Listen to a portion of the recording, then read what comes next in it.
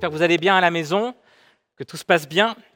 Et le thème de ce soir, c'était la gratitude. J'avais vraiment à cœur de vous parler de la gratitude, de la reconnaissance, des remerciements dans notre relation avec Dieu, dans notre relation avec les autres.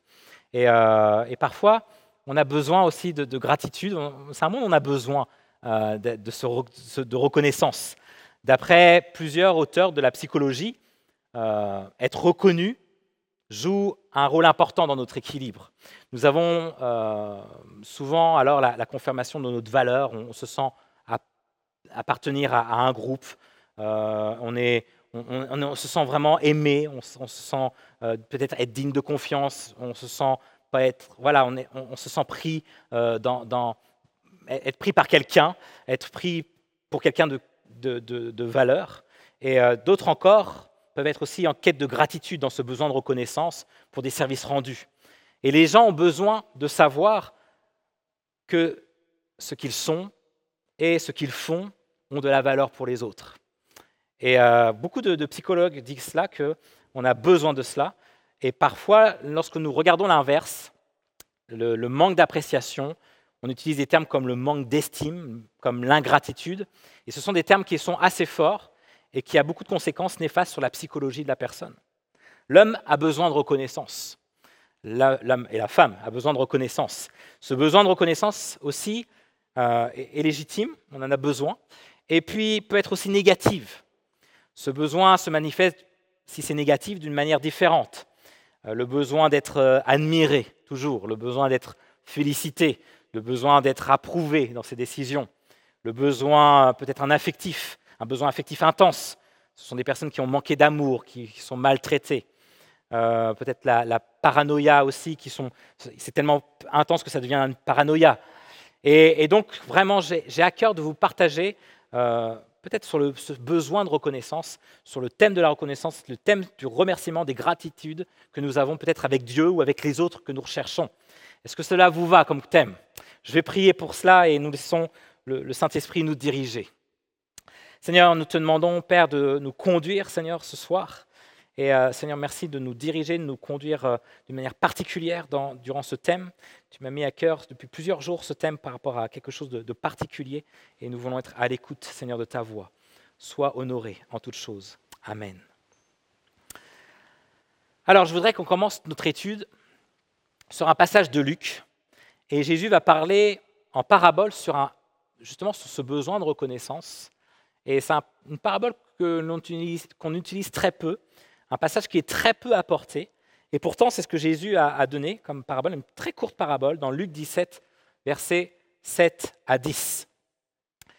Il est marqué « Si l'un de vous a un esclave qui laboure ou garde des troupeaux, lui dira-t-il à son retour des champs, « Viens tout de suite te mettre à table ?» Ne lui dira-t-il pas au contraire, « Prépare-moi à souper, ajuste ta tenue pour me servir jusqu'à ce que j'aie mangé et bu.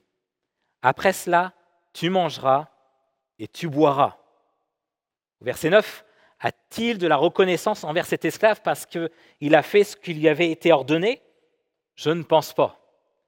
Vous de même, au verset 10, quand vous avez fait tout ce qui vous a été ordonné, dites, nous sommes des serviteurs inutiles. C'est quand même fort. Nous sommes des serviteurs inutiles.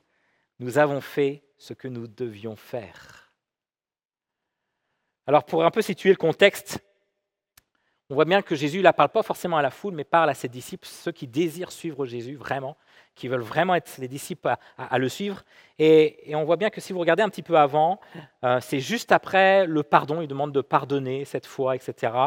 Et puis là, les disciples ils disent, mais ce n'est pas évident de pardonner, et il dit, mais augmente notre foi. Et justement, le pasteur Eric nous a parlé dimanche dernier de cette foi qui est comme de l'or, et faire attention à quelle valeur nous avons, quelle est la valeur de notre foi. Et justement, là, les disciples ont compris qu'ils disent, mais mince, on augmente notre foi, on a besoin d'augmenter notre foi. Parce que ce n'est pas évident. Ce n'est pas évident de pardonner. Et puis, à ce moment-là, Jésus va parler justement de cette parabole où vous avez compris que nous sommes les serviteurs, nous sommes les esclaves qui ont travaillé durement toute la journée Et lorsque l'on rentre du travail, lorsqu'on rentre de labourer, de garder les troupeaux, que c'était épuisant, on pense être tranquille, on pense être bien, et le maître, vous avez compris que le maître c'était Dieu, nous demande encore de faire le repas et de servir le maître, et après cela, on va s'occuper de nous. Et en fait, on peut comprendre pourquoi on n'aime pas trop cette parabole. C'est peut-être la première fois que tu entends cette parabole, mais ce sont des paroles dures. Non seulement on va travailler toute la journée, et en plus, on va travailler toute la soirée. Et en plus de cela, on voit, c'est marqué, il n'y a aucune reconnaissance du maître envers l'esclave. Ce n'est pas du genre, l'esclave va rentrer de son travail, le maître ne va pas dire ah, « tu as bien bossé, c'est vraiment bien, tu peux quand même me préparer à manger ». Non, il n'y a même aucune reconnaissance. Et il va même dire, Jésus, que nous sommes comme des serviteurs inutiles. Ça ne fait pas plaisir d'entendre cela. Et c'est vraiment un contraste avec ce que la psychologie nous dit, où on a besoin de reconnaissance. On a besoin d'être des personnes de valeur. Et pourquoi alors Jésus nous parle de cela? Pour vous dire que le travail pour le Seigneur, mes amis, le travail est dur. Mais dans cette mini-parabole, Jésus nous a donné la bonne attitude en disant, mais rappelez-vous que c'est son plaisir avant le nôtre. Rappelez-vous que c'est sa volonté avant la nôtre. Rappelez-vous que c'est son nom avant notre propre nom. Est-ce que le maître remercie ce serviteur parce qu'il a fait les choses qu'il était de commander? Eh bien sûr que non. Parce qu'à l'époque, le maître ne remercie pas le serviteur de telles choses. À l'époque, l'esclavage était très, très abondant et c'était normal. Il n'y avait pas besoin de reconnaissance. Dans cette culture qui était vraiment de l'Antiquité, une telle gentillesse était impensable. Et par conséquent, nous ne servons pas Jésus en lui demandant de nous remercier ou de nous louer. C'est important de comprendre cela. Parfois, j'ai peut-être l'impression qu'on veut servir Jésus, mais on attend une récompense. Oui, certes, il y aura des récompenses, il y aura tout cela, mais Jésus nous dit, mais ne t'attends pas que je te remercie, que je te loue. Pourquoi il dit cela? Parce que ça semble étrange que lorsque que Jésus nous remercie, c'est étrange par rapport à la lumière de tout ce qu'il a fait pour nous. Pourquoi Jésus nous dira merci, alors qu'il a fait tellement de choses et que nous, ce que l'on fait pour lui, c'est comme un grain de sable, c'est quasiment rien. Il semble étrange étant donné que tout ce que nous avons fait est venu de lui comme un cadeau. C'est une grâce de tout ce que tu as. Ton travail, ta maison, ta famille, tout ce que tu vis, ta santé, ou même juste le fait de respirer, c'est une grâce tout cela, que Dieu te donne jour après jour. Nous ne devons pas attendre que Jésus nous remercie par rapport à ce qu'il est ou par rapport à ce qu'il a fait sur la terre, ce qu'il a fait sur la croix. Si nous comparons, c'est inégalable. Et pourtant, et c'est pour ça qu'on peut comprendre que finalement, nous ne devons pas attendre des remerciements de Jésus. Nous ne devons pas attendre des choses de dire « ouais, tu as bien travaillé », de la reconnaissance. Et pourtant, malgré cela, malgré qu'il est le roi des rois, on l'a chanté ce soir, malgré qu'il est tout et qu'il fait toutes choses, et malgré qu'il ne voit pas l'intérêt de nous remercier, par sa grâce et par sa bonté, il veut quand même nous remercier. Par sa grâce et par sa bonté, il veut quand même nous récompenser. Bien que nous ne le méritions pas, il va se pencher sur ton travail, de chacun de ses serviteurs, ce que la Bible dit, et sur les fidèles, il va dire « c'est bien, bon et fidèle serviteur » dans Matthieu 25. Mais nous ne méritions pas cela. Nous ne méritions pas des remerciements. Nous ne méritions pas de la reconnaissance par rapport à tout ce que Dieu a fait, par rapport à ce que nous faisons. Et pourtant, on voit ici encore un Dieu de grâce et un Dieu de bonté. Un Dieu qui dit, c'est bien, bon et fidèle serviteur. Il veut te remercier parce qu'il t'aime, parce qu'il te désire. Mais comprenons bien que nous ne le méritions pas. Jésus dit même que nous sommes des serviteurs inutiles. Dans le terme grec, ça veut dire sans profit, sans rien. Il reconnaît qu'il a fait beaucoup plus pour nous que nous ne pourrions jamais le faire pour lui de toute notre vie. Mais on voit encore un Seigneur plein de grâce et de bonté qui a fait le choix de travailler avec nous. Il a fait le choix de te mettre sous ta protection. Il a fait le choix de partager cet amour avec toi et de travailler avec toi. Alors que nous pouvons être des serviteurs inutiles. Pour lui, il n'a pas besoin de nous. Oh, quel immense amour Dieu a pour nous, n'est-ce pas? C'est pour ça que, juste après ce temps, il y a un passage où Jésus, et j'aime ce passage juste après, parce que ça montre vraiment la reconnaissance dans l'autre sens. Regardez ce qui est écrit, on était au verset 10, regardez au verset 11, Luc 17, alors qu'il se rendait à Jérusalem, Jésus passa entre la Samarie et la Galilée, et comme il entrait dans un village, 10 lépreux vinrent à sa rencontre, ils se tinrent à distance. Au verset 13, et se mirent à lui dire, « Jésus, Maître, aie pitié de nous. » Lorsqu'il les vit, Jésus leur dit, « Allez vous montrer aux prêtres. » Pendant qu'ils y allaient, ils furent guéris. L'un d'eux, se voyant guéri, revint sur ses pas en rendant gloire à Dieu à haute voix. Il tomba le visage contre terre aux pieds de Jésus et le remercia. C'était un Samaritain. Jésus prit la parole et dit, « Les 10 n'ont-ils pas été guéris? Et les 9 autres, où sont-ils? Ne sont-ils trouvés que cet étranger pour revenir et rendre gloire à Dieu ?» Au verset 19, puis il lui dit, « Lève-toi, vas-y, ta foi t'a sauvé. » On voit ici le contexte, on est face dans une situation où il y a 10 lépreux qui vont rencontrer Jésus et ils vont être guéris. Et seulement un va revenir revoir Jésus pour le remercier. Un seul revient pour rendre grâce. Et bien qu'il soit le seul, au moins, il était très bruyant à propos de ses remerciements. Il est marqué qu'il rendra gloire à Dieu à haute voix en disant « Wouh! Merci Seigneur, gloire au roi des rois, gloire à toi le Seigneur des seigneurs, le roi des rois. » Et peut-être qu'il a crié plus fort que ça, mais je fais attention à vos oreilles. Si vous prenez des notes, le premier point que vous devez peut-être noter, c'est notre remerciement pour Dieu ne doit pas se contenter du minimum. Nous devons être bruyants. Parce que Dieu, il est là, il a tellement d'amour pour nous, il a tellement fait de choses pour nous. Et nous devons être bruyants pour lui. Rendons gloire à Dieu à haute voix. Nous devons apprendre à parler à haute voix. Nous devons lui donner toute la louange à haute voix. Nous ne devons pas avoir peur de garder pour nous tout ce qu'il fait pour nous. Alors, on ne le mérite pas, mais il nous aime et il veut nous remercier, il veut nous récompenser. On ne le mérite pas. Il donne toute sa grâce, sa bonté et tout son amour. Nous ne le méritions pas. Il veut nous guérir. Nous ne le méritions pas. Il veut agir. Nous ne le méritions pas. C'est pour ça que je peux comprendre le lépreux qui crie à haute voix en disant « Waouh, merci Seigneur !» Tous les 10 étaient disposés, on voit bien qu'à faire une cérémonie religieuse. Ils vont aller au prêtre, parce que Jésus leur a demandé d'aller au prêtre. Ils vont aller au prêtre, donc ils font cette cérémonie religieuse. Et un seul a été rempli de véritables louanges et de remerciements.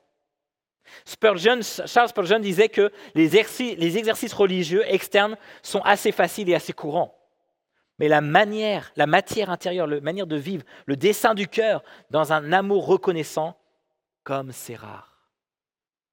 9 obéissent à un rituel où un seul loue le Seigneur. Alors si vous prenez les notes, le deuxième point, c'est notre remerciement pour Dieu ne doit pas être un rituel. Parfois, on fait notre prière du soir, merci Seigneur pour cette journée. Parfois, même moi, on fait notre prière, merci Seigneur pour ce repas. Merci, mais ce merci, quelle signification il a vraiment? Qu'est-ce que ça signifie vraiment? C'est vraiment est-ce que c'est devenu un rituel seulement? Ou est-ce qu'il y a une reconnaissance vraiment de toute la grâce que Dieu a fait dans ta vie, tout ce que Dieu te donne, le fait de pouvoir juste respirer, de te réveiller le matin en disant « Mais merci Seigneur pour cette journée où je peux te rendre gloire encore. »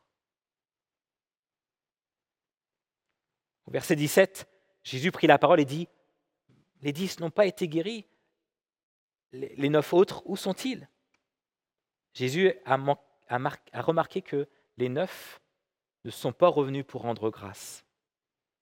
Ils se demandaient où ils étaient. Et Jésus remarque également notre manque de gratitude. Il a remarqué que les 9 n'étaient pas là pour le remercier. Il avait remarqué que les 9 n'étaient pas là pour de la reconnaissance. Le troisième point à noter, c'est que notre remerciement pour Dieu est remarqué par Dieu. Tes remerciements ont de la valeur pour Dieu. Jésus remarque cela. Et puis, il dit, lève-toi, vas-y, et ta foi t'a sauvé. Ta foi t'a sauvé, ça veut dire que si les 9 autres ont été guéris de la lèpre, seul le 10e a été sauvé du péché. Ta foi t'a sauvé. Il y a une guérison supplémentaire pour ce 10e lépreux. Les autres lépreux, ils ont eu un corps renouvelé, ils ont été guéris. Mais le 10e avait aussi en plus un cœur renouvelé. Et le fait de retourner voir Jésus pour le remercier, vous avez remarqué qu'il voulait revoir Jésus, il s'est remis en arrière pour voir Jésus, pour le remercier. Eh bien, il a été béni par Jésus encore une fois. Et donc, il a été sauvé. Jésus lui dit des paroles pour lui, juste pour lui, pas pour les 9 autres. Ta foi t'a sauvé. Et si tu prends des notes encore ce soir, c'est notre remerciement pour Dieu amène de nouvelles bénédictions. Tu n'as pas conscience de ce que, lorsque tu remercies Dieu sincèrement, comment le Seigneur remarque non seulement cela, mais va aussi te bénir. Parfois, nous nous contentons de la guérison, mais Dieu veut nous donner beaucoup plus que cela. Dieu veut nous donner de plus grandes richesses que la guérison. Jésus, il a des véritables richesses pour toi, pour ta vie. Et d'après cette histoire sur les lépreux, Dieu s'attend à être remercié. Il s'attend à ce que l'on court vers lui pour montrer notre gratitude. Nous ne pouvons pas s'attendre à ce que Dieu nous remercie. Nous l'avons vu tout à l'heure. Qui sommes-nous pour attendre que Dieu nous remercie ? Il le fera, d'après Matthieu 25, uniquement par sa grande bonté, parce qu'il le désire, parce qu'il nous aime. Cependant, nous devons apprendre à remercier Dieu par rapport à ce qu'il a fait, par rapport à ce qu'il est, par rapport à ce qu'il fera. Il le mérite amplement, mes amis. Ambroise de Milan, c'est un évêque du IVe siècle, dit « Rien n'est plus urgent que d'exprimer ses remerciements ». Il y a une urgence. Il y a une urgence à dire, mais Seigneur, je veux te remercier. Je veux te remercier parce que tu as fait, tu es tellement bon pour moi, même si je ne le reconnais pas, même si je ne le vois pas, tu es tellement bon pour cela. Et il sait que lorsque tu veux remercier Dieu, il sait les bienfaits que cela procure dans ta vie et les bénédictions qui vont avec. Il y a une étude psychologique, scientifiquement c'est prouvé, psychologiquement, que la gratitude réduit la tendance au matérialisme et à la comparaison sociale. Imaginez, la gratitude que nous avons lorsque nous remercions réduit la tendance au matérialisme, à la comparaison sociale et augmente l'empathie, ce qui génère des relations de meilleure qualité. Cela est bon, mes amis, dans notre relation avec les autres, mais aussi dans notre relation avec Dieu. D'après des études quotidiennes du vécu émotionnel, les personnes rapportant des sentiments de reconnaissance, d'appréciation et de gratitude se sentent aussi plus aimantes, plus inclines à pardonner, plus joyeuses, plus enthousiastes. Nous devons apprendre à remercier Dieu en toute occasion, pour toutes circonstances. Ça va changer ton cœur. Alors, peut-être que certains vont vous dire, mais comment je vais le remercier si je n'ai pas de raison à le remercier ? Rien qu'à la croix. Rien que ce qu'il a fait à la croix, rien que ce qu'il a fait pour amour pour toi, rien que sa fidélité, cela mérite des remerciements. Nous pouvons toujours trouver, de toute façon, en plus, une raison de gratitude devant Dieu. Matthew Henry, un pasteur qui est aussi un célèbre commentateur de la Bible, s'est fait voler une fois son portefeuille. Et il a écrit dans son journal ce soir-là toutes les choses dont il était reconnaissant. Premièrement, il écrit qu'il n'avait jamais été auparavant. Et donc il a dit « Merci Seigneur parce que c'est la première fois que je me fais voler et je te remercie pour toutes les années où je n'ai pas été volé. » Deuxièmement, il a dit « Bien qu'il ait pris son portefeuille, ils n'ont pas pris sa vie. » Et il a remercié Dieu en disant « Mais merci parce qu'ils ont pris mon portefeuille. Et ma vie, je suis encore en vie. » Troisièmement, il a écrit dans son journal « Parce que même s'ils ont tout pris, ce n'est pas beaucoup. » Parce que finalement, oui, ce sont des cartes d'identité, c'est de l'argent, mais ce n'est pas beaucoup par rapport à la valeur de la vie, par rapport à ce que tu me donnes encore. Et quatrièmement, il remercie Dieu parce qu'on lui a volé son portefeuille, parce que c'est lui qui a été volé et non pas celui qui a volé. C'est quand même fort. Il dit merci Seigneur parce que c'est moi qui ai été volé, ce n'est pas la personne qui a volé qui a été volée. Voilà. Et je pense que nous devons remercier Dieu continuellement.